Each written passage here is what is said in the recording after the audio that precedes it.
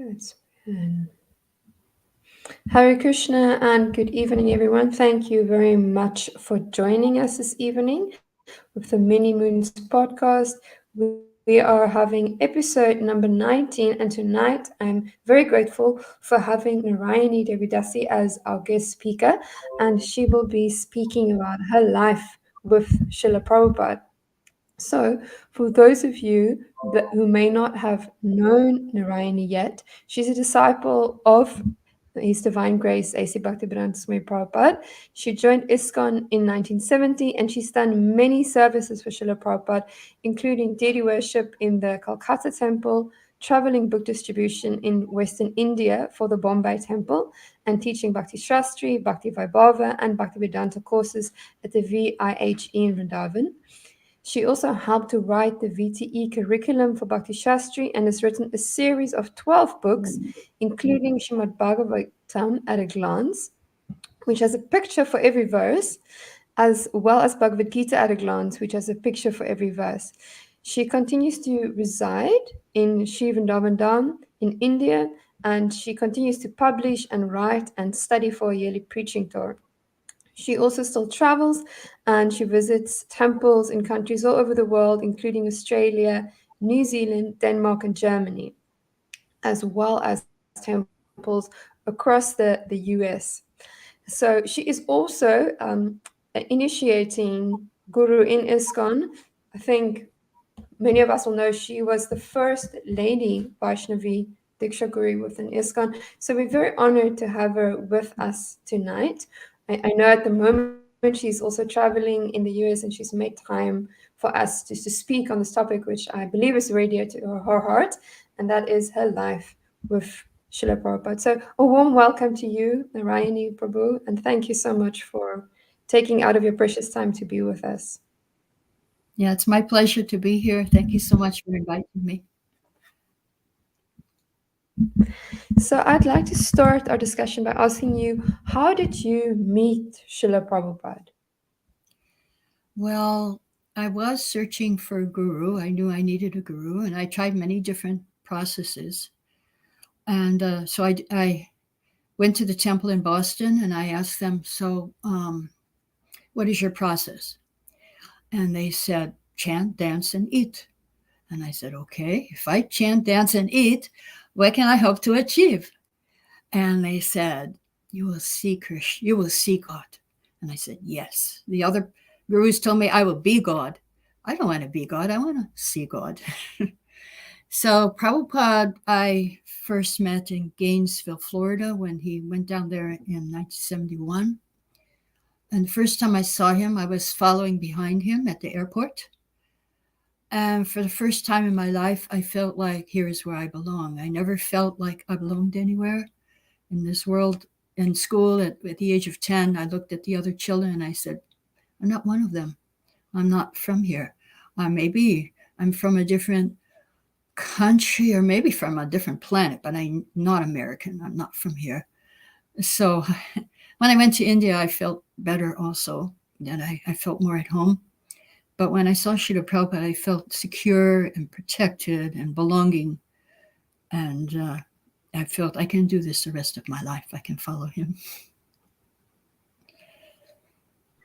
Thank you so much. That was really beautiful. It really sounded like you had an experience of homecoming the moment that you met Srila Prabhupada. And I think it's extraordinary that for some people, the home is not necessarily a place, but it's a person.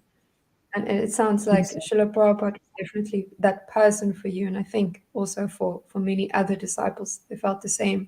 And also that sense of finding a place where you belong. And Prabhupada also created that for so many people.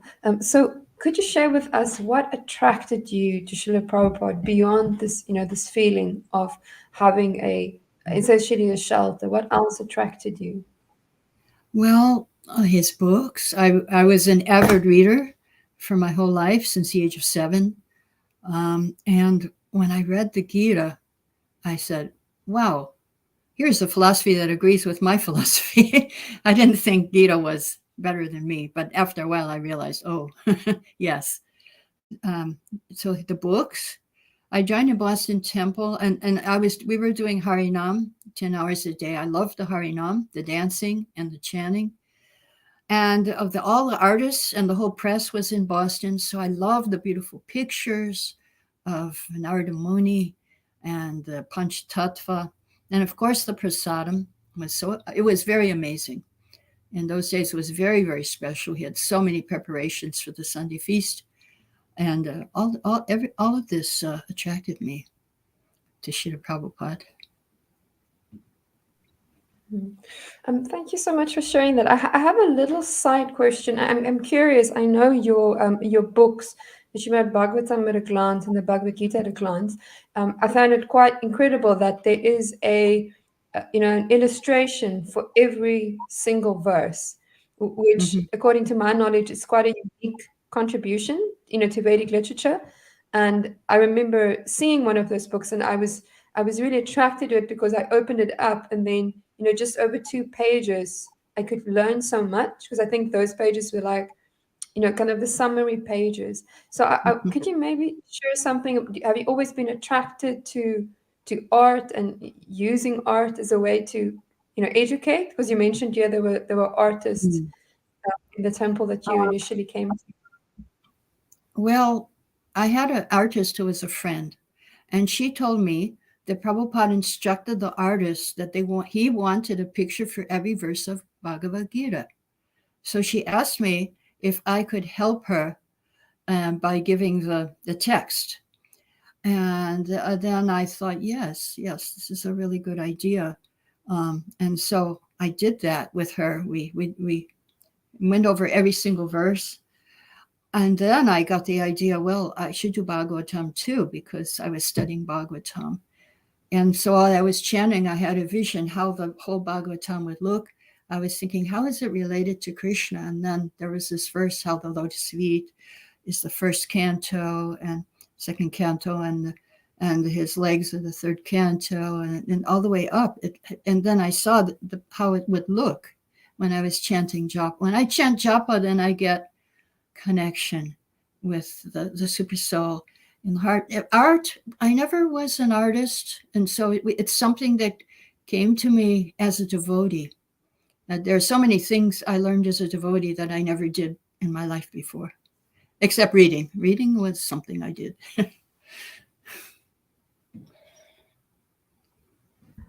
Thank you. That was a beautiful story. And for those of you that haven't seen the books, I do really encourage to have a look at the books. And I'm just going to share Narayani Prabhu's website. I think there's links to all of the books there.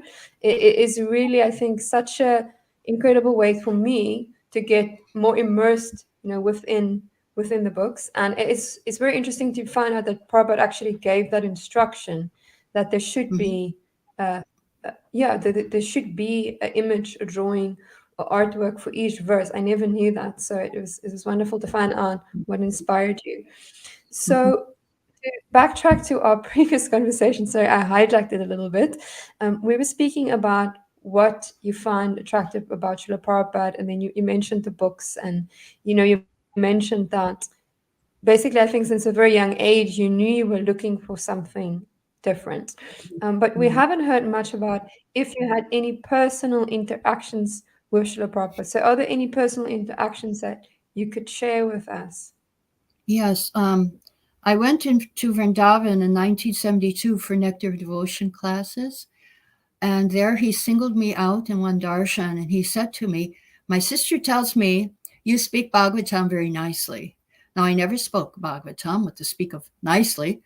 And so I was wondering, I was very puzzled, like I couldn't answer. And then I remembered on Janmashtami Day, I was reading Krishna book. We had to read from morning till night. And my turn came, and Prabhupada's sister was sitting in front of me listening, and she didn't know any English, only Bengali. And she was crying. I was talking how Krishna left the gopis, and she started crying, and I don't know how she understood. And then she told Prabhupada. But I took it that this was a prophecy that came from Prabhupada's mouth. And it happened 30 years later, I started speaking Bhagavatam.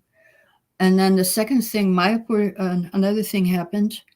They needed somebody to type for Prabhupada Chaitanya Charitamrita. So I was in Calcutta, and Pradyumna said, we need a typist, because I was typing when I joined in Boston also, Bhagavad Gita. And so he said, you have to learn to read Bengali, and we're leaving tomorrow. So he gave me a little book I learned in one day. I said, okay, I'm ready, because we'll do anything to go with Prabhupada. So next day I was off, and we were living in the Lotus building, which was under construction, very austere. And so we didn't have windows. We just had holes in the wall. And Prabhupada was walking. I was not in the ladies' ashram, in another room. I was typing, sitting on the floor on a trunk. We didn't have furniture. And a manual typewriter, right, which you have to hit every time. It doesn't enter, it doesn't work, And so Prabhupada walked, and I had the headphones on my head from the dictaphone. And I had a big, huge Bengali book open in front of me, the Chaitanya Charitamrita in Bengali. And I was hearing him speak in Bengali. I was reading the Bengali. I was typing in English letters, transliteration. And he said, oh, you know Bengali? I said, yes, Srila Prabhupada. And he said, oh, come to my room. So I said, okay. And so I want to learn how to type in Bengali. So I learned to type when Brahmachari taught me. And he said, and Prabhupada said, we will do many books together. Now, that didn't happen because I had to go back to Calcutta because all the pujaris left. I had to become the head pujari. But the Brahmachari told me when I was typing, he said, and I told the Brahmachari, I said, look, you don't have to look at the keys. You just look at the page and you remember the keys. And so he said, oh, Prabhupada told me you teach her and you learn from her also. So then, so 30 years later, I started doing books, and I believe those were the books he was talking about. So that was another prophecy. I never thought I was going to write books, but it happened. I got inspired and it happened. So many things happened like that in my life. Doing deity worship. I never did deity worship before I was into clothes or anything. And all of a sudden here I'm dressing the deities and arranging flowers and decorating. And so I had a few interactions with Prabhupada. I can't tell all of them because we don't have time. Maybe at the end I could tell more. I'll just tell one thing, that in Calcutta, there was great opulence of flowers. I had one man who was donating 50 garlands a day. And we had Gaur, Radha Krishna, and Jagannath Subhadra, and Balaram. So 50 garlands. So I would change the flowers 5 times a day. And we had all kinds of garlands. And so there was a window behind the deities, and the bumblebees used to come in and go on the flowers. On Radha Govinda's side, there were big, huge black bumblebees. They would circle. I had 144 lotuses every day. They would come and sit in the lotus flower on Krishna's flute or wherever, and then they would go out. And on Jagannath's side were small, small bees, and they would just sit on the garlands the whole day. And that's like in Vaikuntha, it tells you how the bees would sit on the garlands. Because I was reading the books and I was thinking, oh, this is Vaikuntha on one side and Goloka on the other. And the bees, and Prabhupada said, when the bees are coming to the deities, that means Krishna is pleased with the worship. Now, another time, one of the artists, I think his name was Vishnu, was in Calcutta, and Prabhupada asked for a picture of Radha Govinda. And so we gave him a picture, and he told the artist, you should paint Krishna like this, very young. So, yeah, those were some of the things that happened to me with Srila Prabhupada. Thank you so much for sharing those pastimes. And I'm very sure that if we have time in the end, everyone will be very enthusiastic to hear more pastimes. I personally, I really find it so encouraging and uplifting to hear all these, the direct experiences of devotees. One thing that really stood out to me was your fearless enthusiasm to serve Srila Prabhupada, because as far as I know, you didn't really know Bengali yet when you very fervently No. volunteered to do the service. It's just incredible. And I just had this picture in my mind of you sitting there with the earphones and trying to hear Prabhupada speak Bengali at the same time read Bengali and then type in English. That must have been quite a feat. So could you maybe say something short on whether you think that Srila Prabhupada did empower you to do that service and can continue to Yeah. empower us to do service if we have that enthusiasm? Because it seemed that when you started off, you didn't really have the skill yet, but because of the Yeah. enthusiasm, you did it. Well, it's not only enthusiasm, we have faith. We Mm, have faith that we could do the impossible. That mm, that's one thing we learned from Prabhupada. Impossible is a word in the Fool's Dictionary. That's one point. mm, And second point, we'll do anything to be with him.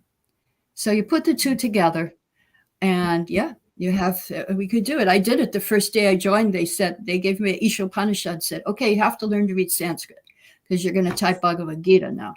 So I also, I thought, all right, I already did Sanskrit. I can do Bengali. What's the difference? It's a different alphabet. But the thing is that, yes, he empowered us. He actually, he didn't see what qualification we had and what body we had. He just said, okay, just do it. He gave us an order and we just did it. That was how we were. Thank you. No, it was yeah, it's very inspiring to hear. And then another, just a short question that I had. You mentioned that you had this wonderful exchange of Prabhupada's sister, which you heard you speak in English, but somehow her heart was really touched, and she was convinced that you should speak Bhagavatam, and then that message got relayed to Srila Prabhupada, and he gave you the instruction. But then you mentioned that, if I heard correctly, it took you 30 years before you actually started doing that. So could you share with us why you waited for that period of time, if I heard you correctly, before you felt that Um, you were ready to take on that instruction? well, it happened after Prabhupada left. Um, and it's how I would deepen my relationship with Srila Prabhupada also. That would also be included there. That I was in Vrindavan, and for the first time in my life, I had no service.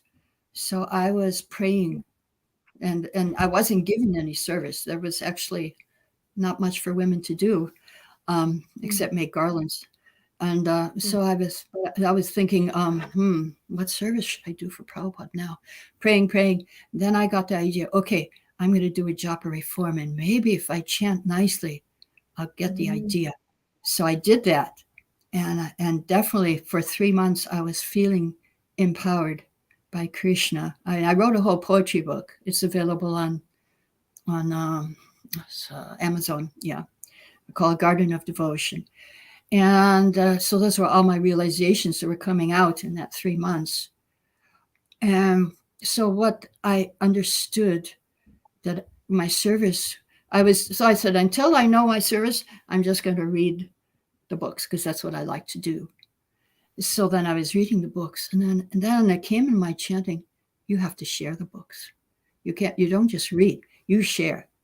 And I said, okay, how am I going to share? This is Vrindavan. Women don't speak. Women don't give class. VIG is for men.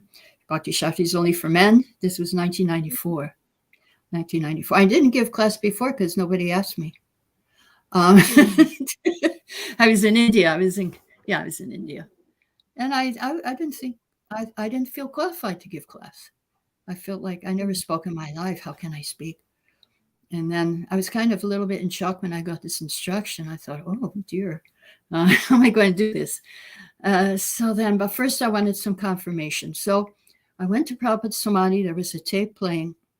The tape said, so do you think the deity is made of stone? I said, no, you're here. I believe it, but I want some personal confirmation. So I got the idea, okay, I'll go to Prabhupada's house. There was every day a letter on his desk, and maybe that letter will give me some confirmation. So I saw the letter. The letter said, now you are one of my senior disciples. I'm counting on you. I'm depending on you. You have learned the art of Krishna consciousness. Now I want you to teach it purely for the benefit of everyone. I said, oh, okay. Got my confirmation. But the problem was there was no facility in Vrindavan. Women didn't give any classes. And VIHE was only for men. It's Bhakti Shastri. You could attend Bhagavad Gita, but not the other classes. You couldn't take the test and become qualified. So I thought, okay. So I started having class in the outside house where I was living. But then the guards complained, you can't have private people. This is a private house. You can't have people here. So then I went up to the top of the Krishna Balaram guest house on the roof, and I was teaching up there. And then after a year of that, I got a place, Sheshan Prabhu's house, where for 2 years I was teaching there. And after 3 years, the VIG opened for women. So when you don't have facility, you just have to make it. This is spiritual life. It's not material life. Material life, there's so many obstacles and very hard to overcome. But in spiritual life, if you have a strong desire, you just do it. Prabhupada, I was convinced that was Prabhupada's instruction, and I just did it. And then after that, the next summer, I was traveling all over Europe teaching. And the next year, I taught the brahmacharis in Vrindavan. So it was like, because their teacher didn't show up. So you see, if you just try to do it, make your own facility, then you will get empowered and you will get the facility. Facility will come. So just to clarify that year when you then had to teach the brahmacharis because their teacher didn't show up, was that how you got involved in teaching as a full-time teacher for Bhakti Shastri at VIHE? No, first it was the women. I taught the women the first year. And then after the first year, I traveled in Europe. And then I taught the men the next year, only part, like one section. Yeah. So, and then the women too. I had separate classes. Yeah, I've listened to some of those early VIHE Bhakti Shastri recordings, and I do encourage devotees to try and find them. I think they're still on Desire Tree. It's a very systematic, but at the same time nourishing study of Bhagavad Gita, and of course Shishupanishad, nectar of devotion, nectar of instruction. And I wanted to say I do have to be honest. I feel sad when I hear about the difficulties that ladies have gone through in ISKCON, especially in the early days. Like when you tell me that VAHE was only for men, and that you were in Vrindavan at that time, even you were a senior disciple of Srila Prabhupada, but you had virtually no service because no one was asking you to contribute. It does make me feel sad. It also shows to me that we have made progress, but I think my biggest takeaway is that as you've shown now through your story, because you had the desire and you really, explored all your options, Krishna then facilitated your service in the end. So that was really beautiful. Like your story really shows that, as you said, that there is ultimately in spiritual life, there is no impediment. Like, Yes. you started outside, and then, then you mentioned that there was someone that did actually, facilitate you for 2 years. So it just really shows that Krishna does also reciprocate with our endeavor. Although I think sometimes as ladies, we might need to endeavor a little bit more to do the services that you we got to want. use your intelligence. Spiritual intelligence is not the same as material intelligence. It's beyond the body. And then, I mean, after you did that, it does seem that, you said that you were invited to Europe. So it seems that once you had gone through that more challenging period of teaching, then it seems that devotees recognized that there was a service that you could offer, and then they started facilitating it Yeah. more. And so I wanted to get back to my questions about Srila Prabhupada. So we know that Srila Prabhupada left us a whole variety of instructions. Srila Prabhupada told us to print books. He told us to do food for life, or not food for life, but prasadam distribution. He told us to distribute books, open up farm communities, open up schools. So how did you find the specific instructions? that you have really, I think, fully dedicated your life to? Well, I did get a letter from Prabhupada for initiation. And in that letter, he gave me 6 instructions. Chant at least 16 rounds, follow strictly the regulative principles, um, do deity worship, do Sankirtan, preaching, and read and study all my books. So the first 7 years in Calcutta, I did deity worship. Next 7 years, I did book distribution, Sankirtan. And then from 1994, I've been doing the studying and reading and preaching Prabhupada's books. Yeah. So those, and then he gave me another letter afterwards for no reason. I got a letter and he told me how, with what consciousness I should do those, follow those instructions. Oh, I forgot the 6th one. The 6th one is to be 24 hours engaged. So that's a bit difficult. I'm thinking, okay, maybe someday I'll be doing that in my sleep. Not yet.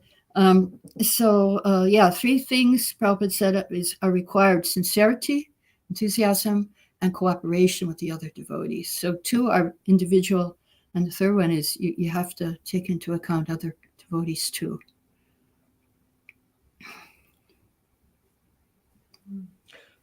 Thank you so much. It's really wonderful that Prabhupada left you those very clear instructions. I also I read the letter. I really appreciated the letter, and I appreciated you noted that instruction of being fully engaged in Krishna consciousness 24 hours of the day. That's the one you're still working on. I think that's the one we're also working on. But I really appreciated how Srila Prabhupada took the time, to write it to you personally, Right. and to also, Right. to give you that second letter, and to, as you said, outline the attitude to consciousness, mood, Right. through which you have to do it. We will also provide the links to those letters in the chat. In the chat later. Now, getting back to instructions from Srila Prabhupada. As I mentioned before, Srila Prabhupada left us quite a list of instructions. So, how do we Mhm. know which ones of those instructions are relevant for us as an individual? What is the Okay. process we follow? Well, you want the process. Well, first of all, we have to follow the basic ones like chant 16 rounds and follow the 4 principles. That's for everyone. But there will be a difference. There is a service each devotee has to give to Krishna and Prabhupada. There's a unique service that no one else can do. And you have to find out what that service is. And of course, in the beginning, you don't get to choose so much your service. But then when you get older, you can't run around anymore, and you have to find out, well, what service can I do now? When I was young, I was running, and now I understood. No, it's more intellectual. I have to get into that, and Bhagavatam in the 10th canto, 14th chapter, verse 7. There's a verse that says that there's unlimited qualities of Krishna. The scientists may be able to count the molecules of the sun or the snowflakes or the atoms in the earth, but that they can't count the qualities of Krishna. Why? Why not? Sanatana Goswami says in the purport that each individual living entity has something, or Krishna has something to attract each individual living entity. So we have to find out, what are we attracted to? What are we attracted to in Krishna? And what can I do for Krishna? What can I do for Srila Prabhupada? What is it I like to do for Srila Prabhupada? And then you can get empowered if you're not capable, but if something you can already do, then that would be really good. And Prabhupada did talk about giving different instructions for different people in a lecture on Queen Kunti's prayers. He said that because Krishna, he says, Krishna told Yudhishthira, go tell a lie. He told Arjuna, go and fight. He gave different instructions. So Prabhupada said, why? Because there's variety. Krishna likes variety. He likes different. Without variety, there's no enjoyment. So there's variety of instructions also. So we can look and find all those varieties of instructions, and your guru can also help you with that. So we just have to find out what is that special service I can do for Krishna, unique service. Mm. Thank you so much for sharing. That is a very inspiring meditation. I think it's important that, as you emphasize, that we first need to follow the basics, the essentials, and it seems Mm, that that then can be the foundation from which we can find that other unique service. And I actually really like the process which you described, thinking about what you find attractive about Krishna, and then understanding who you are, and then kind of using that to find that unique service contribution. And I think it's encouraging to think that there is something that each one of us can offer, which is going to be like a unique gift to Krishna. I right. really like that. I really like that idea. So now for a bit more of a controversial question. Hmm. I want to find out if throughout your life, if there were any of Srila Prabhupada's teachings which you found challenging to accept or to understand. Actually, no. I really had no problem because, if something came that was different, then I thought, okay, let me try to understand the spirit of this. Just like women are less intelligent. Okay, what is that? What is that? Mm. So then I meditated on that. I said, yeah, when they listen to the men, then they become less intelligent because they believe what the man says, and then they get an abusive relationship, and that shows. But that's material. Spiritually, women are as intelligent as men, as Prabhupada often said, that they're equal. And I that's how I understood it. As a devotee, the body is not important, and I practically experienced it, that when I would chant attentively Hare Krishna, I would connect with a reservoir of intelligence. In case I need more intelligence, it's there. You can connect with it. And I'll give you an example how I connected, because I was teaching Bhakti Vedanta course, Bhakti Vaibhav, where you have to speak on Bhagavatam. Very elevated is for the Paramahamsas, right? So sometimes I wouldn't understand the verse. So then I would read the verse, then I would chant one round, and then I would get so much understanding. It wasn't from me, it was from the Hare Krishna mantra, it was from Krishna. Mm. Sometimes one time I had to do a whole chapter, which was difficult, the chapter on time in the third canto. And so I read the chapter, and then I chanted all my 16 rounds. Then I got a beautiful chart, which I gave to the class that day on time and the different places of the universe. So, and sometimes I would get whole essays. I would have to write essays, and I would chant, and that would just come. All I had to do was put my pen on the paper, and it was just coming. So it doesn't matter what your lack is. If you connect with Krishna, then you can get unlimited intelligence, unlimited protection, all the things that women need. Yeah. Thank you. That was another very beautiful answer, and you shared it so eloquently. It really stands out to me how much faith you have in the holy name, because earlier you were also sharing that that's where you really connect with Krishna, and also when chanting, you feel that's when Krishna almost reveals your your Yes. services to you. And I really like the point that you were saying that within the holy name is all the intelligence that we need, and within the holy name is all the protection that we need. And I think the more we can connect to our spiritual identity as servants of Krishna and as servants of the holy name, the more we have access Yes. to the intelligence, because you gave these examples where you really didn't feel like materially you understood, but then it was revealed to you. So that was really very beautiful. I do think it's something that I also want to see if I can personally experience, to take shelter of holy name when I feel a lacking, lacking within myself. So moving on to discussing your faith in Srila Prabhupada. Throughout your life, did you ever feel that your faith in Srila Prabhupada or the process of devotional service was challenged? You mentioned that you never questioned anything that Srila Prabhupada said and you never struggled to accept it. But did you ever feel challenged in your faith in either Prabhupada or the process? Yeah, sometimes I did feel challenged at one point. I felt like, well, maybe I don't belong in Vrindavan, a temple or something. So then I joined with some devotees at that point to try to reform ISKCON. But then I realized, these people who are trying to reform, they also have their own problems and they need reforming too. So then I understood, well, the best way I can reform ISKCON is to reform myself.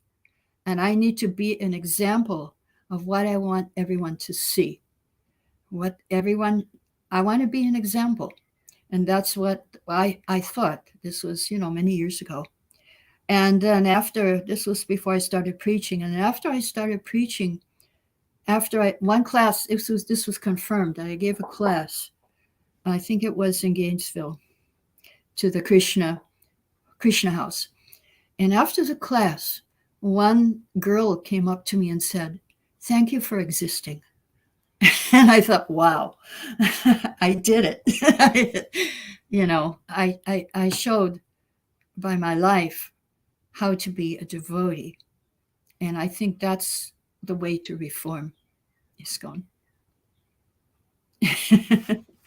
Thank you. That is such... Yeah. You want to say something more? No, it's okay. No, it's a really powerful answer, and I actually think it's empowering because it asks us to bring the focus and the awareness back to ourselves. And we are the one person that we can always change, Yes. and where we can always make a difference. That's the one place where you're guaranteed that you can bring about the change that you desire. So it's a very powerful instruction. I think it's a challenging instruction. It's somewhat easier to discuss and point out what we want changed externally, but this is really powerful. And I think that I think Krishna affirmed you through that devotee, saying thank you for existing. And I'm sure there are many devotees that would say thank you for existing. Narayani, we are very grateful for your existence. And I think for me it's also quite like a healing instruction to meditate on when I do feel disturbed about things in the society. It's kind of healing to meditate upon. Well, then I need to be the example of what I think should be happening. Right. It's really powerful. We'll have to pray to be able to follow that Right. instruction. Right. Okay, so now I would like you to share, if Srila Prabhupada was physically present today, what do you think he would be pleased with if he observed, what is happening in his ISKCON all over the world? What would be pleasing to him? Well, first of all, I do have a lot of faith in Harinam and that it can change the atmosphere of the world. He would be pleased with that. He would be pleased with the book distribution that is still going on quite nicely. Prasad distribution, especially in Ukraine, Turkey, and these places where people don't have access to prasad. And I think he would be pleased with women giving initiation also. That is a personal thing. Yes. Thank you so much. Yeah, I think it's good to remember that sometimes those basic instructions he gave are also complete in themselves, as you pointed out, the Harinam, the book distribution, and the Prasadam distribution. I kind of feel that if we are not sure what to do, we can always we can always fall back onto those three, and we can definitely know that that Srila Prabhupada Srila Prabhupada will be pleased. Mm-hmm. So this is a more of a sensitive question, but I do hope that you'll be willing to share with us. We know that there is going to come a time, very sadly, I think potentially within the next decade or two, that all of Srila Prabhupada's Diksha disciples would have left and they will no longer be Mm-hmm. physical present. So, how can the next generation and future generations remain loyal to Srila Prabhupada's mood and mission when we no longer, have devotees who can tell us their direct experiences and to, remind us and guide us when we are, deviating away from Srila Prabhupada's vision? I think now is the time to take advantage of the association of Prabhupada's disciples and be open to hearing how Prabhupada did it. Sometimes we hear some people say, some devotees, younger generation, say, well, Prabhupada did things in that way just because it was that time, but now it's different and we do things differently. But actually, he did many things that were very revolutionary, like ladies' ashram and ladies' preaching and all these things. And we should learn how he did that, how he applied the teachings, and learn from Prabhupada's disciples before they leave how he did it. And just the spirit. The spirit is important, not exactly the details. But what was Prabhupada's spirit? That learn the mood and mission, how he was open to everyone, how he empowered everyone. He saw everyone as a devotee, and he would empower to preach. He encouraged everyone to preach. Thank you. I think that's, again, a very valuable instruction to take advantage of Srila Prabhupada's disciples while they are still present and to hear from them, I think, with humility and an open mind, how did, Srila Prabhupada guide them? And, as you rightly pointed out, I think he was extraordinary, revolutionary. And I also think Srila Prabhupada was very practical. Like Yeah. I get the idea that he wanted to do what worked and wasn't, I think, overly concerned with traditions. So that, yeah, that is definitely a valuable instruction. I yeah, I also sometimes wonder if if we would compare Srila Prabhupada's lady disciples and their experiences with Srila Prabhupada directly and their experiences of ISKCON during his presence. If we compare that to ideas that we have now from other devotees that might be sincere but who actually did not have that personal interaction of Srila Prabhupada. If we compare those two, if we're not going to find differences, and if we should maybe not give more weight to those who directly experience Srila Prabhupada and his in his dealings with women and his dealings with diverse diverse devotees. I don't know if there's anything you want to comment on that. Yes, we have to understand how he gave everyone empowerment to achieve their spiritual goals. And don't think that he just was trying to please the women because it was a different time. It's applicable now also how he treated the women. It's not just a special concession to women feminism. If you can call Prabhupada a feminist also by the way he was acting, I think a lot of people would if they actually he would fit in how he was behaving. He could be called a feminist, but yeah, he was very balancing. We need to balance our approach and try to understand his spirit, his mood, as you said, his mood and mission.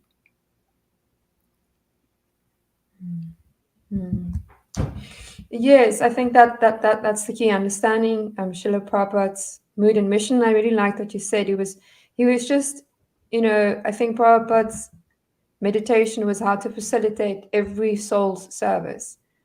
Yeah.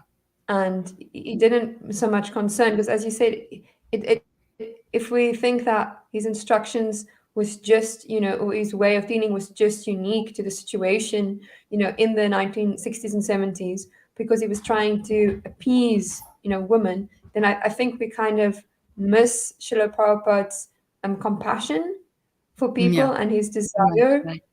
to, connect everyone to Krishna. And Yes.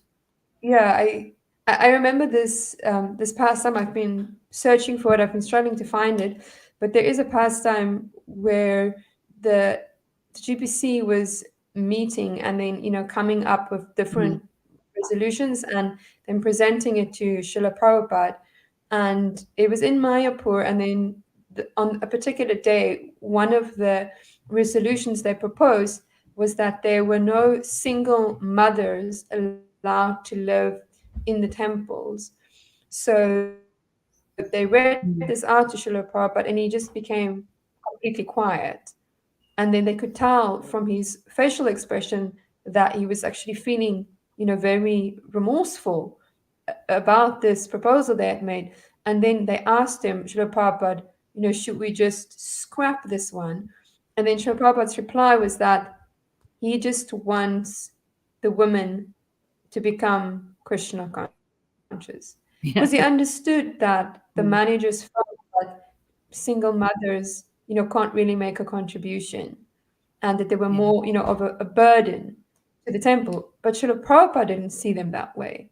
No. No, he No. just wanted them to be Krishna conscious. So, and I think that sometimes we can miss that, that Yeah. was Prabhupada's main intention, was any, like, no matter what it takes, just somehow give them opportunity to become Krishna conscious. So for me, that was very beautiful pastime. If I find it, I will I will share it with Yeah. I think. everyone. Yeah. That would. Yeah. I heard that too. Yeah. Hmm. And there was even Okay. another instance where he argued with someone about the same matter, and Prabhupada said that the ladies who are single with children don't even have to do service. They can just be there at the temple, look after the children, and chant. So very, very powerful. Um, so coming towards end of our questions, I also wanted to ask, as one of our senior Vaishnavis in the movement, is there any message or instruction you feel that you would like to give to the upcoming generations of devotees? Well, I would just urge everyone to understand how Prabhupada gave both men and women empowerment to achieve their spiritual goals. Single women, even, I mean, actually, the single women encouraged, the single mothers encouraged a lot. They'd sacrificed their children to the nurseries at the age of 1, 3, and went out distributing. There are so many cases like that where the mothers weren't with their children. And so Prabhupada, he just wanted us to be Krishna conscious, and he accepted us as capable of serving Krishna, going back to Godhead in this lifetime, he emphasized. So we need to study his relationships with his devotees, male and female, how he gave everyone an equal chance. He didn't allow any material designation like varnashram to keep anyone back. He didn't keep us locked up in varnashram. And his ideas were not exactly like some people's ideas today. The Asuric Varnashram, there's Daiva Varnashram and Asuric Varnashram. And so he allowed us to transcend even Varnashram by chanting and hearing Hare Krishna. Everybody can transcend. And so we should never give up. Don't think it's hopeless. Don't think, oh, I'm just, I'm a woman, or I'm this, or I'm that. The spiritual strength is stronger than the material power, and nothing can stop you if you have a strong spiritual desire. No one, nothing can stop you. And if you really accept the spirit of Prabhupada's mood and mission, and Prabhupada, who accepts everyone as qualified to be a devotee, every human being, then you accept everyone, that everyone can transcend, everyone can be a devotee, and everyone can be spiritual master of the whole world. He wanted hundreds of thousands of spiritual masters. Where are they going to come from? And so, and he told all of us that you have to be guru, you have to teach. All of us had that. Lord Chaitanya also is instructing in Chaitanya Charitamrita that you be guru, you help your family, you help your neighbors, whoever you meet, just tell them about Krishna. Thank you so much for a beautiful answer. May I ask one question that I personally have, about that instruction that you just mentioned, that Prabhupada wanted all of his followers to take up the service, of becoming able and qualified to be, to be guru to everyone. So may I ask a question about that specific? Sure. So I've heard quite often that one of the critiques for ladies taking on that service is that, devotees would argue, like, why do they want that service? Like, why do they want to have that position or that authority or that status or the title? Why do they want it? So could you maybe share with us why it's not because I've never got an idea that it's about the status or the position, but why do you think there are some ladies that do think they want to do this? Because Prabhupada wants it. Prabhupada wants it, so we want it.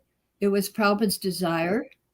And so whatever I was doing in my devotional service was like, just do the needful. They needed pujaris, so I became a pujari. They needed book distributors. I became a book distributor. They needed teachers of the shastras. I became that. And they need gurus. There's not enough gurus. Some devotees, some gurus have thousands. They need more gurus. So I said, okay, let me try and do that service for Srila Prabhupada. And then, of course, I did have, when I was chanting japa in 1994, and that thing, part of that was, you should be guru. Part of that inspiration. Although I was horrified, I said, no, how can I? And I was horrified to speak. And actually, I was thinking, how can I speak? It was kind of against my nature. Maybe it's my nature, but I didn't know it. I guess it's my nature to speak now. But yeah, I'm just doing the needful. It's a thankless task. There's so much opposition. And it's very much opposition. And it's not only on the gross, it's on the subtle also. You do feel it. But Prabhupada wants it, so he's giving me protection. I took protection of the GBC. I'm not going independently. So many people said, just go and do it. I said, no, I'm going to take protection. I'm going to need protection. My protection is the GBC. If I go do it myself, these people will just attack me. Now they're attacking the GBC more. Yeah, you have to, I'm doing the needful. It's a need in ISKCON. It's a great need. And so that's why. And I don't especially want to do it. I didn't have desire to be a pujari or book distributor or any of these things, but it just happened that there's a need. And so if I can fulfill that need, then good. People think they nominated me. They think I can do it. Okay, let me go along with it. Thank you so much for sharing that. And I think that it's important that more devotees hear that I think for you and for other ladies, the motivation, to do that service is because you feel that you've been asked to do it, whether that is from Krishna within the heart or the devotee community. And as you've rightly pointed out, we have a dire need for more senior devotees to take up that service. And it's really not about the position or the title. It's about, it's about doing this for Srila Prabhupada. There is one of our viewers that had a related question, but you can let us know if you're happy to answer the question.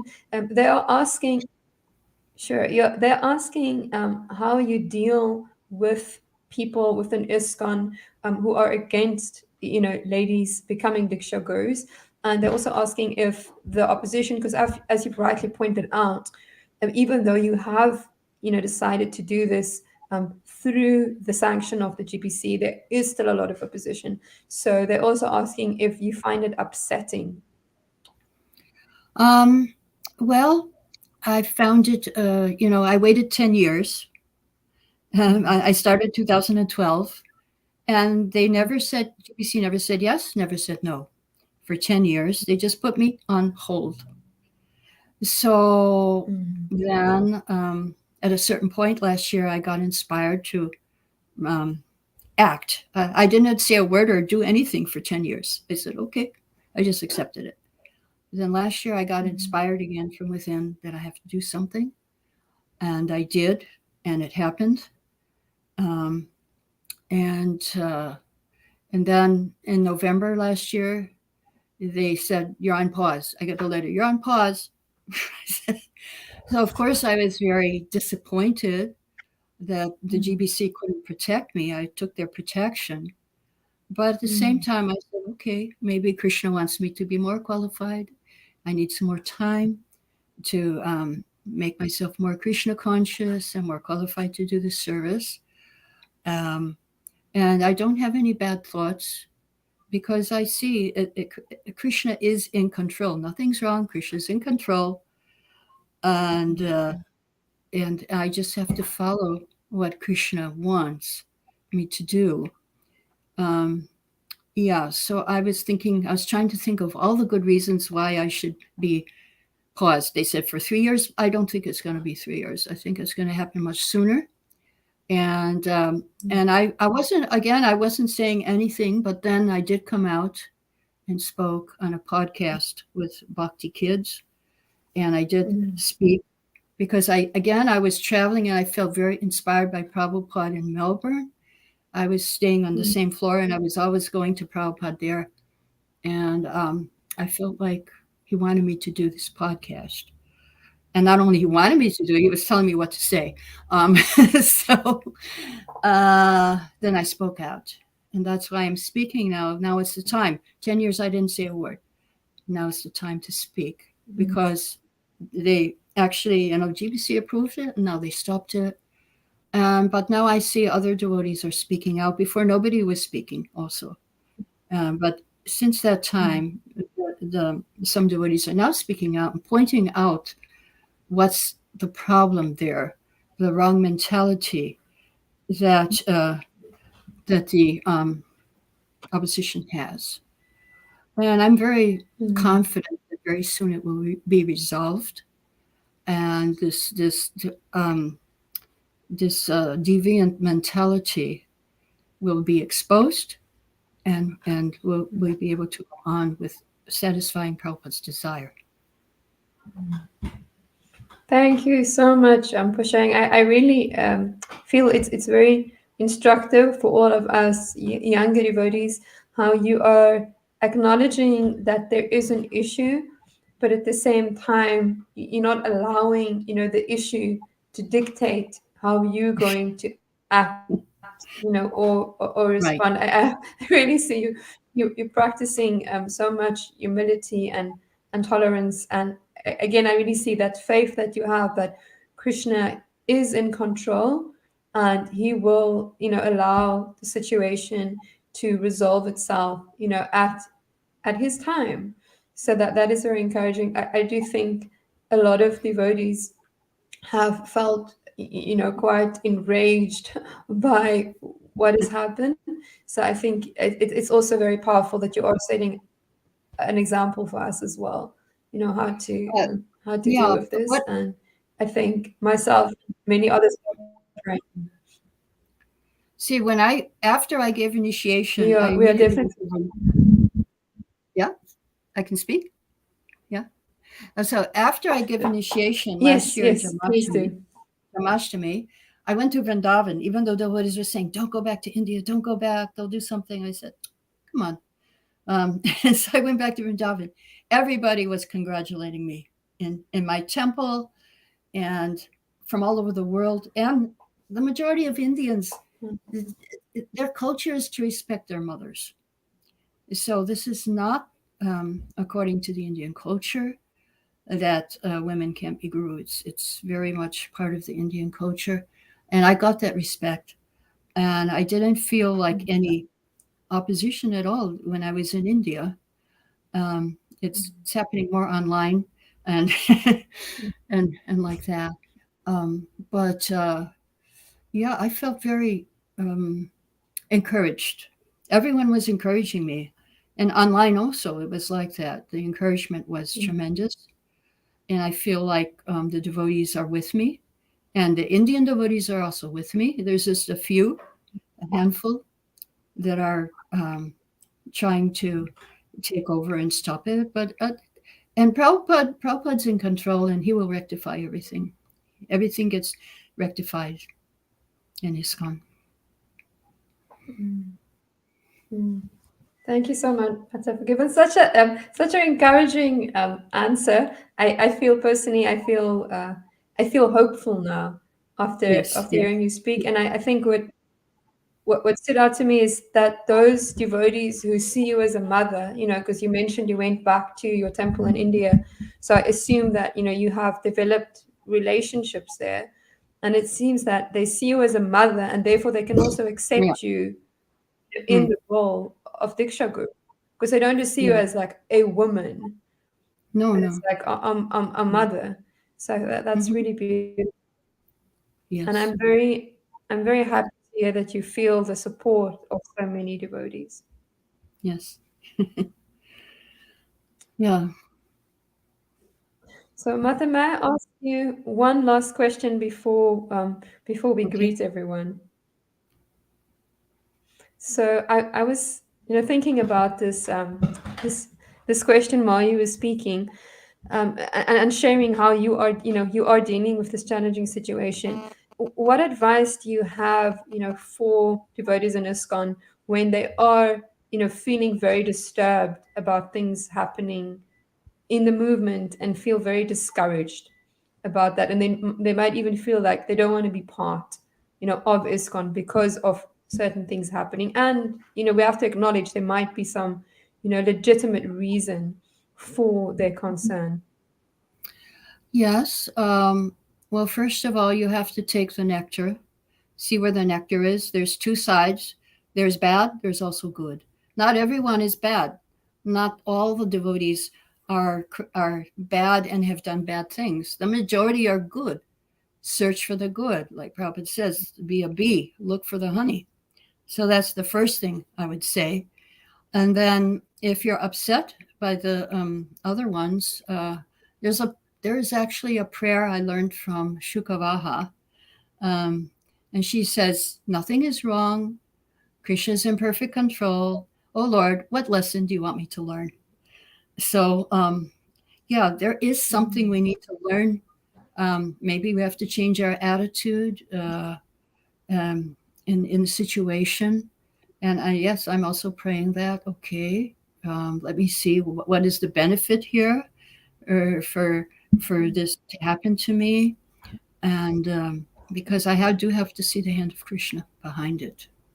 If you separate yourself from Krishna, then you will just suffer. And that includes mentally. Mentally, you will suffer. Mm. Physically, you will suffer. Because a lot of diseases are caused by your mind. There's a book by Louise Hay, The Causes, Mental Causes of Diseases. So you need to definitely connect with Krishna, connect with the devotee somehow or other when you are disturbed. I know I went through menopause, and when you're in menopause, Mm. you feel like a teenager again, and you think, oh yeah, now it's time to get married. And like my husband had left me, and I thought, oh yeah. And then there was a few men, and then but then I thought, what would Prabhupada want me to do now? And the answer was just keep in your Krishna consciousness and don't get married. And also, I was thinking, okay, what's my shelter? So I went to the deities, Mm. I went to the devotees, I went to the books, I went to my japa, and I got shelter. There is shelter in ISKCON. but you have to look for it. It may not be obvious. There might be some simple devotee who's a great devotee, but they're not showing it. You don't know it. You don't see it. So you need to find out somebody to associate with. You need to find your attentive japa. You need to ask the question to Prabhupada's book, open the book and find the answer. I think I did that yesterday. I can't remember the answer now. It was a really good answer though. Oh yeah. I was asking, so what should I do in this situation? And then it was the story of Mohini cheating the demons and helping the demigods. Looked like the demons had the nectar, but then Mohini took it away and gave it to the demigods. So I think, yes, that will happen in my situation. So it does work. The process works, but you do have to have faith in it and don't give up. Just don't give up. You need to have faith that, yes, things are going to work out okay. Justice will be served and the truth will prevail. And we need that faith. Thank you so much for sharing. I really like the meditation that I'm connected to Krishna. And as you said, someone else shared this prayer with you that everything is good and Krishna is in control. I think, that can really soothe us, and it can really give us solace if we can meditate on that. I see that we've got quite a few questions coming in now, a little bit late. Viewers, you're getting excited and enthused hearing you speak. So do we have time for 2 more questions? There's more questions, but I'm wondering, do we have time for 1 or 2 more? Sure. We'll keep them brief. So I think this person might not be familiar with everything you've spoken before and on other occasions, because they're asking, did Srila Prabhupada want women to be gurus? So I think it's an innocent question. I don't think there's any malice. I just think they want clarification. Right. So maybe you can give us a few points on that. Yes. Yeah, well, the first point is, it's there in so many lectures. There was a Vyasa Puja lecture from London where he says, men and women, I want you all to be gurus. There was a conversation with my god sister Rukmini, and he looked at all the boys and girls in the room and he said, I want each one of you to go and start a temple. And Rukmini asked, and the girls too? And said, yes. And she was like 16 years old. And then the third point was there was a letter by Prabhupada. He wanted everyone to study Bhakti Shastri, Bhakti Vaibhav, Bhakti Vedanta. And he said, and all the boys and girls who get the Bhakti Vedanta title shall be initiating Diksha Gurus of ISKCON. That's in writing. It's a letter to, I can't remember who, I think, I can't remember his name, Hansaduta, yes. He did want us all to be Diksha Gurus, and we are human beings. Lord Chaitanya's instruction, I want every person to share to be Guru and instruct the people in Krishna consciousness. And so, yes, and one professor asked Prabhupada, the women can? Prabhupada said, yes, maybe a few, but they can also, just like if you're a professor, it doesn't matter, you're man or woman, doctor, it doesn't matter, but also Guru can be. Thank you so much for sharing that. Just a quick comment, because someone's asking whether the session is being recorded. Yes, it is being recorded, and you can find it on the same place in Facebook that you've seen the live. The recording will be available, and also on YouTube. We'll leave you the link in the chat. But thank you so much for that answer, Narayani Prabhu. I think what becomes clear is that Prabhupada perhaps didn't make a direct statement that I want women as a category to become Diksha Gurus, because he included everyone. He said he wanted his disciples to become gurus, as he didn't say, like, I want African devotees and, Chinese devotees and Russian devotees to become guru. He didn't feel the need to put women in a separate category. You just said like boys, girls, all my disciples. I want Yes. you to become qualified, and I want you to take on this service. So thank you for clarifying that. I think in I, Prabhupada's vision, there was less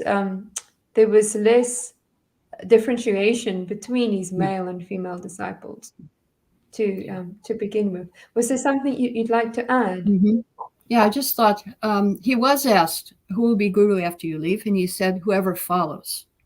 Whoever follows me Mm. can be guru. So all of my followers can be guru. And so that's Mm. everyone. Yeah, as you That's said, really it's he didn't powerful because distinguish. that doesn't. Yeah, yeah, Yeah, it's really powerful because it's not about the men nor the women. It's about the one that follows. yes. That one is qualified. That's a very powerful instruction.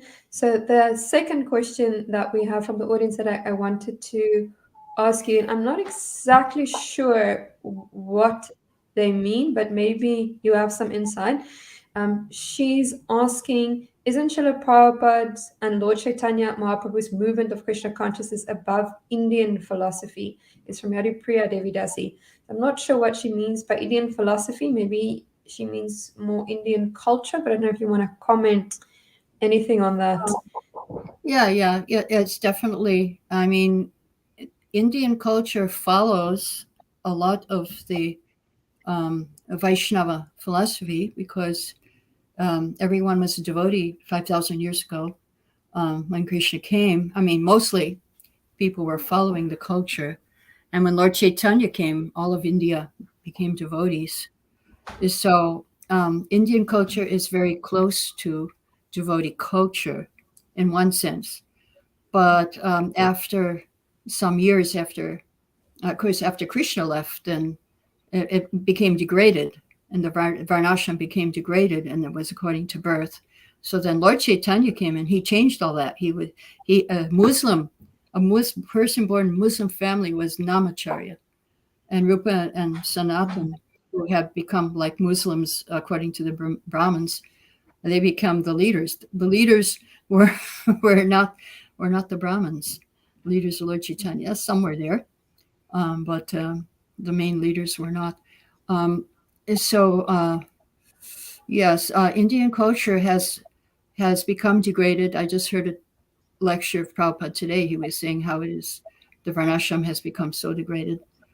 So right now, but there are some good things still there in Vedic culture, like how they respect women, how they respect women as mothers, how they respect their mother. Actually, I wouldn't say they respect all women as mothers. Now that the Western culture has degraded that also, so they don't, especially Western women, they don't see as mothers so much. But um, there are some good things in the Indian culture. Uh, but we do go beyond the Indian culture as well, completely beyond, and that was Prabhupada's gift, and Bhaktivinoda Thakur's gift, and Bhaktisiddhanta Swami Saraswati's gift, that they went beyond the Indian culture to accept. Um, I mean, Prabhupada did the most. He accepted Malechas, Yavanas. He accepted people from out of India as devotees, and he was criticized for that. He was criticized for that. Yeah, I mean, there's nice things, but there's also, you can't really follow the Varnashram that they have in India now, which is according to birth. Thank you so much for that very enlightening answer. I think, again, what you pointed out is that we have to be discerning and we can see what is valuable about Indian culture. And I think Indian culture is obviously also diverse because it's a very big Yes. country, different states and different subcultures. And we can see what's valuable, but we also need to acknowledge where there's a difference between, Indian culture and what Srila Prabhupada and our other acharyas, specifically in our line of Gaudiya Vaishnavism, what they were trying to set, for us as the culture and the standards to follow. So thank you so much Mhm. for sharing your valuable time with us tonight. And thank you very much for everyone that was listening and joining us online. Someone wrote a very beautiful message on Facebook. They said, "Thank you for being such a pillar of faith. We can see faith like Prahlad Maharaj in action. Thank you for the firm faith and the conviction that there is shelter to be had if we dive deeply." So That's that good. was a beautiful takeaway. Yeah. I really appreciated you emphasizing so many times that there is shelter and there is answers and there is hope, and Yes. it's our responsibility to find it. Is there any last closing comments you'd like to greet us with? No, I just again, don't give up. Don't give up hope. Keep trying to advance in Krishna consciousness, and Krishna will see your sincere effort, and he will help you. Thank you so much. I think that's a beautiful note to end on. Krishna will see our sincere endeavor and our effort, and Krishna will help us. So thank you everyone for joining us tonight, and we're looking forward to seeing you soon with the next Many Moons podcast. Hare Krishna. Hare Krishna. Thank you.